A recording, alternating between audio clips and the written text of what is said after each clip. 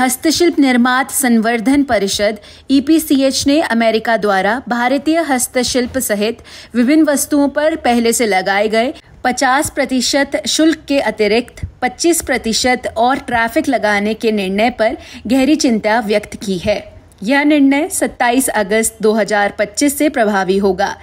परिषद का कहना है कि इस कदम से न केवल भारतीय निर्यातकों पर गहरा असर पड़ेगा, बल्कि 35 लाख से अधिक कारीगरों की आजीविका भी खतरे में पड़ जाएगी। इसमें विशेष रूप से ग्रामीण और अर्ध शहरी क्षेत्रों की महिला शामिल है।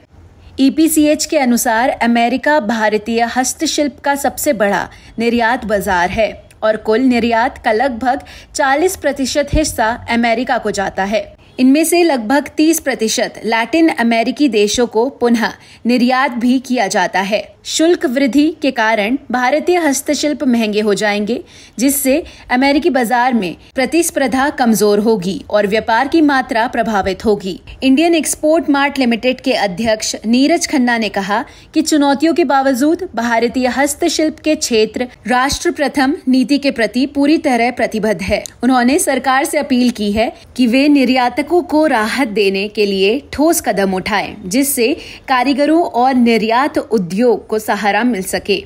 गौरतलब है कि भारत का हस्तशिल्प क्षेत्र रोजगार के बड़े स्रोतों में से एक है और इसकी नींव पारंपरिक कारीगरी पर टिकी है। अमेरिका के नए टैरिफ का असर सीधे तौर पर लाखों परिवारों की आजीविका पर पड़ सकता है। EPCH ने जानकारी दी है कि आने वाले अक्टूबर माह में एक बड़े स्तर पर अंतर्राष्ट्रीय हस्तशिल्प फेयर का आयोजन किया जाएगा, जिसमें वैश्विक खरीदारों को आमंत्रित किया जाएगा। परिषद को उम्मीद है कि इस योजना से भारतीय हस्तशिल्प को नए बाजार और अवसर मिलेंगे। नमस्कार। पहले तो मैं आप लोगों का धन्यवाद करूंगा कि आप लोग अपना समय निकाल करके हमारे इस अमेरिका वाला जो टैरिफ है उसको लोगों तक पहुंचाने के लिए हमारी बात आप लोग यहाँ मौजूद हुए।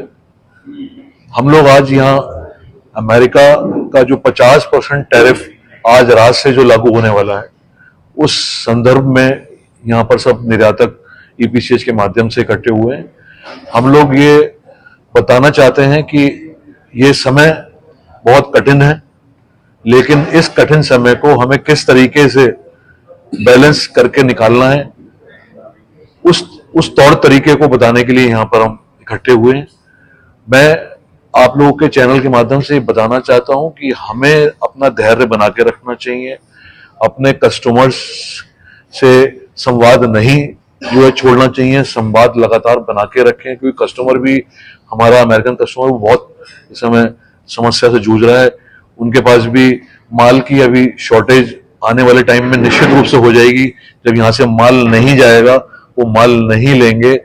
जिस तरीके से माल के ऑर्डर्स और नए सैंपल्स बायर्स ने हमारे होल्ड कर दिए हैं, तो कल उनके पास भी 1 से 2 महीने तक का स्टॉक होगा। उसके बाद वो क्या करेंगे, ये भी एक बहुत बड़ा चिंता का विषय है। अगर हिंदुस्तान के ऊपर टैरिफ लगा है तो टैरिफ से अगर हम लोग परेशान हुए हैं तो हमारे साथ साथ हमारे कस्टमर भी परेशान हुए हैं। सरकार से हम लोग अपनी निर्यात नीतियों के बारे में बात कर रहे हैं और निर्यात सहूलियतों के लिए बात कर रहे हैं कि इस संकट के दौर पे सरकार हमारे साथ में अगर खड़ी रहती है तो हम इस संकट से निकल जाएंगे, उबर जाएंगे। समय लगाने वाली बात नहीं है। ये तो इमीडिएट, अगर पेट में दर्द अभी हो रहा है तो दवाई तो एकदम अभी देनी पड़ेगी ना सरकार को। अमेरिका का मामला है तो समय लगने की उम्मीद तो समय टैरिफ का क्या होगा ये हमारे हाथ में नहीं है, लेकिन सरकार हमें क्या बेनिफिट देगी, सरकार हमारे साथ कितना खड़ी रहेगी, वो सरकार इमीडिएटली करेगी। देखिए, फेयर में अगर आपको बात करें तो आज भी हमारे सारे बूथ्स अलॉट हो चुके हैं। हमारे पास जगह की आज भी शॉर्टेज है। 700 एप्लीकेशन ऐसी हैं जो अभी टेबल पे रखी हुई हैं जिनको स्टॉल की आवश्यकता है। उसमें से 300 एप्लीकेशन ऐसी हैं जो 0% पे एक्सपोर्ट वाली हैं, वो बिल्कुल नहीं है, मतलब फ्रेश है वो हमारे लिए। तो उसके अलावा जो एप्लीकेशंस हैं उसमें हम लोग अभी कंसीडर कर रहे हैं कि हम कैसे किस एक्सपोर्टर्स को किस जगह पर लेकर के आए, क्योंकि उसमें छोटे निर्यातक भी हैं और बड़े निर्यातक भी हैं। तो हमारा इस बार फेयर का जो विजन है वो उनको डिफरेंट विजन है। हॉल नंबर 9 और 10 को हम बिल्कुल सिग्नेचर हॉल बना करके लेके आ रहे हैं। इसमें आपको सारे बड़े बूथ्स और कंट्री के जितने भी बड़े निर्यातक हैं ये 9 और 10 हॉल में होंगे, क्योंकि इसका ये कदम हमने इस बार उठाया है कि बायर्स को बहुत बड़ी प्रॉब्लम आती थी।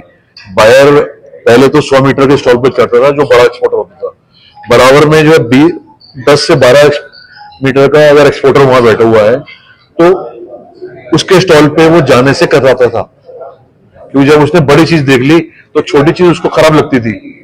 तो हमने जो है छोटे बूथ साइज को बड़े बूथ साइज को अलग अलग कर दिया है, जिससे बायर को अगर जाना है तो छोटे वाले पे जाएगा तो वो वहां सारे आपको छोटे स्टॉल मिलेंगे, बड़े वाले पे जाएगा तो वो सारे बड़े मिलेंगे।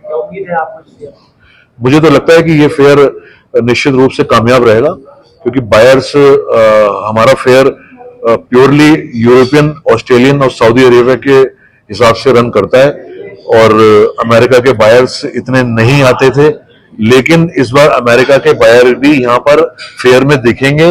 भले ही वो जो है बिजनेस करने के हिसाब से ना आए, वो क्यों आएंगे यहाँ पर इस समय हिंदुस्तान में फेयर के टाइम पे, कि वो नया उत्पाद भी देखेंगे यहाँ पर, उसके साथ साथ जो उनकी शिपमेंट होल्ड है एक्सपोर्टर्स के यहाँ, जो उनके सैंपल्स होल्ड हैं, उस पर वो चर्चा करेंगे कि हम कैसे इसको हल्का करें प्रोडक्ट को, कैसे इसके रेट कम करें, कैसे इसको हम कॉस्ट इफेक्टिव करें, कैसे हम इसको 50% का जो टैरिफ हमारे को पड़ने वाला है हम जो है साझा करके इस प्रोडक्ट को दोबारा लें और ऑर्डर प्लेस करें। मैं निर्यातकों को यही बोलना चाहूंगा ईपीसीएच के माध्यम से कि हम सब लोगों को इस समय धैर्य रखने का समय है, किसी प्रकार से हमें विचलित नहीं होना है और भ्रम में नहीं पड़ना है। अपनी लेबर के साथ में, अपनी आर्टिजन्स के साथ में हमें उस व्यवहार से काम करना है जिस व्यवहार से हम अभी तक करते आए हैं।